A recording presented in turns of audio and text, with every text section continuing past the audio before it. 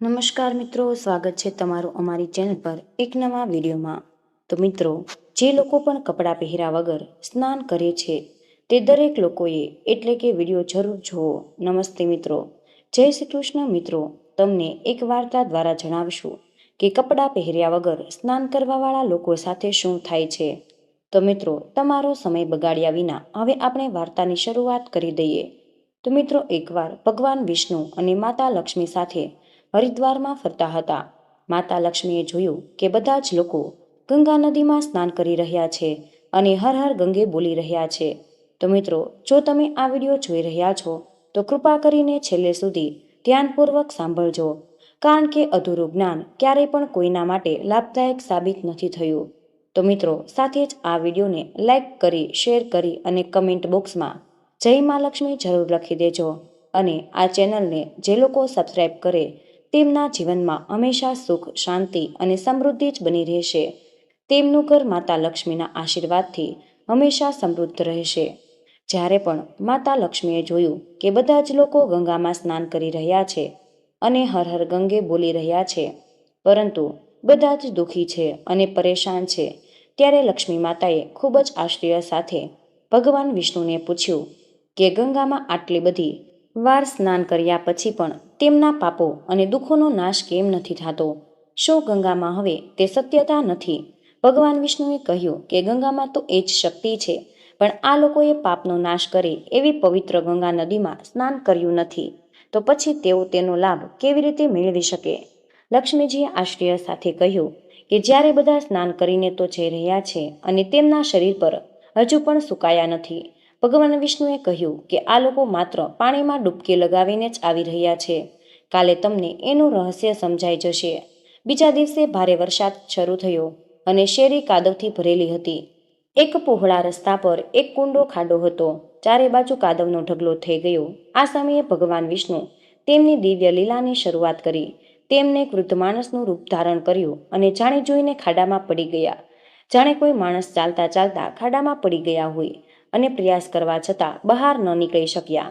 અને ભગવાન વિષ્ણુએ માતા લક્ષ્મીને પણ આ લીલામાં સામેલ કર્યા। તેમણે લક્ષ્મીજીને કહ્યું કે તમે ખાડા પાસે બેસી જાઓ અને તમે જોર જોરથી બોલવાનું કહ્યું કે હે મારા વૃદ્ધ પતિ અચાનક ખાડામાં પડી ગયા છે, કોઈ તેમને બચાવો। મારા પતિથી ભૂલથી અચાનક ખાડામાં પડી ગયા, કોઈ શુદ્ધ આત્મા તેમનો જીવ બચાવો। અને સાથે સાથે ભગવાન વિષ્ણુએ માતા લક્ષ્મીને એમ પણ સમજાવ્યા કે જ્યારે કોઈ મને ખાડામાંથી બહાર કાઢવા તૈયાર થાય તો તેને આ પણ કહેજો કે મારો પતિ સંપૂર્ણપણે નિષ્પાપી છે। મારા પતિએ આજ સુધી કોઈ પણ પાપ નથી કર્યા, ફક્ત તે જ વ્યક્તિ તેમને બહાર કાઢશે જેમને કોઈ પણ પાપ ન કર્યું હોય, અને જે વ્યક્તિએ પાપ કર્યું છે તે વ્યક્તિ તે બહાર કાઢશે તો તેને માત્ર સ્પર્શ કરવાથી રાખ થઈ જશે।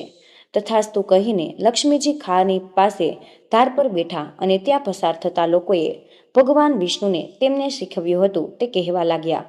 ગંગા સ્નાન કર્યા પછી લોકોના ટોળે ટોળે આવી રહ્યા હતા અને સુંદર યુવતીને આમ બેઠી જોઈને કેટલાકના મનમાં પાપની ભાવના તો થઈ જ, કેટલાકનો ધર્મનો ડર લાગ્યો। કેટલાક લોકોએ તો લક્ષ્મીજીને કહ્યું કે આ ઘરડા ડોહાને મરવા દો, તમે શું કામ આના માટે રડી રહ્યા છો? કેટલાક દયાળુ ચરિત્રવાન માણસો હતા, તેઓ યુવતીના પતિને આ ખાડામાંથી બહાર કાઢવા માંગતા હતા, પણ લક્ષ્મીજીના શબ્દો સાંભળીને તે પણ અટકી ગયા। તે લોકોએ એવું વિચાર્યું કે આપણે ગંગામાં સ્નાન કરીએ તો આવ્યા જ છે, તો શું થયું? જીવનમાં આપણે ઘણા બધા પાપ કર્યા છે, આપણે આખરે પાપી તો છીએ જ, તો બીજાની મદદ કરવા આપણે પોતે જ બળીને રાખ થઈ જઈએ છીએ। તો એટલા માટે આ વૃદ્ધની મદદ કરવાની હિંમત કોઈનામાં ન હતી। ઘણા લોકો આવ્યા, ઘણા લોકોએ પૂછ્યું અને ચાલ્યા ગયા। સાંજનો સમય થયો ત્યારે ભગવાન વિષ્ણુએ માતા લક્ષ્મીજીને કહ્યું કે શું આવ્યું? કોઈ સાચા હૃદયથી ગંગામાં સ્નાન કરવાવાળું થોડીવાર પછી એક યુવાન વ્યક્તિથી હાથમાં લોટો લઈને હર હર ગંગે બોલતો બોલતો ત્યાંથી નીકળ્યો, અને લક્ષ્મીજીએ તેમને પણ એ જ વાત કહી અને યુવાનનું હૃદય કરુણાથી ભરાઈ ગયું। તેને ભગવાન વિષ્ણુને બહાર કાઢવાની તૈયારી કરી, ત્યારે લક્ષ્મીજીએ તેને રોક્યો અને કહ્યું, ભાઈ, જો તું સંપૂર્ણપણે નિષ્પાપી છો તો આજ સુધી કોઈ પાપ નથી કર્યું તો જ મારો પતિ સ્પર્શ કરજે, નહીંતર તું બળીને રાખ થઈ જઈશ। તે જ સમયે કોઈ પણ ભીખ વગર અને દ્રઢ નિશ્ચય સાથે યુવાન દેવી લક્ષ્મીને કહ્યું કે હે માતા, તમે મને પાપી હોવા પર શંકા કેમ કરો છો? તમે જોઈ શકતા નથી કે હું મારા હમણાં જ ગંગામાં સ્નાન કરીને પાછો આવ્યો છું. શું ગંગામાં ડૂબકી લગાવ્યા પછી આપણા કોઈ પાપ રહે છે? હું અત્યારે જ તમારા પતિને બહાર કાઢું છું. યુવાને ઝડપથી વૃદ્ધ માણસને ખાડામાંથી બહાર કાઢ્યો. આ પછી ભગવાન વિષ્ણુ અને માતા લક્ષ્મી તેમના સાચા સ્વરૂપમાં પ્રગટ થઈ ગયા અને તેમને આ યુવાનને દર્શન અને આશીર્વાદ આપ્યા.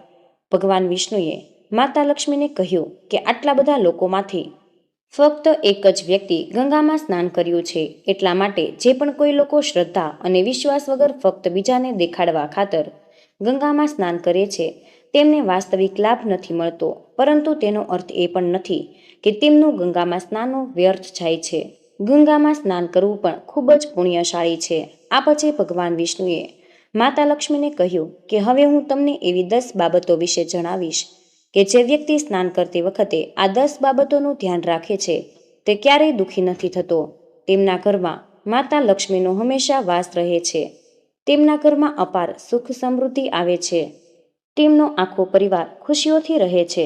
ત્યારે માતા લક્ષ્મીએ કહ્યું કે હે ભગવાન, કૃપા કરીને આ 10 બાબતો તો જણાવો. આ પછી ભગવાન વિષ્ણુએ તે કહેવાનું શરૂ કરે છે અને માતા લક્ષ્મી ખૂબ જ ધ્યાનથી સાંભળે છે. તો મિત્રો, તમારે પણ આ 10 બાબતો ખૂબ જ ધ્યાનથી સાંભળવી જોઈએ. આ પછી ભગવાન વિષ્ણુ કહે કે આ 10 બાબતો કહ્યા પછી હું તમને બીજી એક મહત્વપૂર્ણ વાત જણાવીશ. જે લોકો વસ્ત્ર પહેરીને સ્નાન કરે છે તેમના માટે ખૂબ જ મહત્વપૂર્ણ છે. તો હે દેવી લક્ષ્મી, તમે આ વાત ખૂબ જ ધ્યાનથી સાંભળજો. પછી વિષ્ણુ ભગવાન બોલવાનું શરૂ કરે છે. તો મિત્રો, વિષ્ણુજી કહે છે કે સ્નાન કરવાથી શરીર સ્વસ્થ રહે છે અને મનમાં પ્રસન્નતા રહે છે. સ્નાન કરવાથી ચહેરાની ચમક અને શારીરિક આકર્ષણ પણ વધે છે. જો નિત્યકર્મ દરમિયાન કેટલીક બાબતો ધ્યાનમાં રાખવામાં આવે તો આધ્યાત્મિક કરતાં વધુ લાભ મેળવી શકાય. સ્નાન કરતી વખતે આ બાબતોનું ખાસ ધ્યાન રાખવું જરૂરી છે. તેમાં સૌથી પહેલી બાબત એ છે કે સ્નાન કર્યા પછી વ્યક્તિ શુદ્ધ બને છે અને પૂજાપાઠ વગેરે જેવા બધા જ કાર્ય કરવા માટે યોગ્ય બને.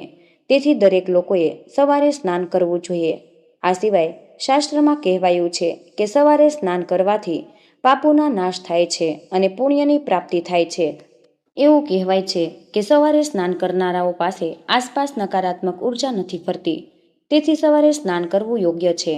આ ઉપરાંત શાસ્ત્રમાં કહેવાયું છે કે સ્નાન કરવાથી આજે ગુણો પ્રાપ્ત થાય છે: સુંદરતા, ચમકતા વાળ, પવિત્રતા, આયુ, આરોગ્ય, વિચારોની સ્પષ્ટતા અને બુદ્ધિ. જ્યારે વ્યક્તિ બીમાર પડે છે ત્યારે ફક્ત માથાથી નીચે સ્નાન કરવું જોઈએ. બીના કપડાં શરીર સાફ કરવું જોઈએ અને એ પ્રકારનું સ્નાન કહેવાય છે. સવારનું સ્નાન પ્રકાશ દેખાય તે પહેલાં સ્નાન કરવું શ્રેષ્ઠ માનવામાં આવે છે. આ ઉપરાંત તેલ લગાવ્યા પછી અને શરીર પર માલિશ કર્યા પછી નદીમાં સ્નાન કરવાની મનાઈ છે. નદીમાં બહાર આવીને કિનારે શરીર સાફ કરવું અને પછી નદીમાં ડૂબકી લગાવી વધુ સારું છે. ઘાટ પર કપડાં ધોવામાં આવે છે તેનું પાણી અશુદ્ધ માનવામાં આવે છે, ત્યાંથી થોડે દૂર સ્નાન કરવું જોઈએ. શાસ્ત્રોમાં કહેવાયું છે કે ગંગા માતા કહે છે કે જ્યાં પણ કોઈ વ્યક્તિ સ્નાન કરતી વખતે મને યાદ કરશે તો હું ત્યાં તે પાણીમાં આવીશ અને નદીમાં 11 કે 21 ડૂબકી લગાવી સારી છે.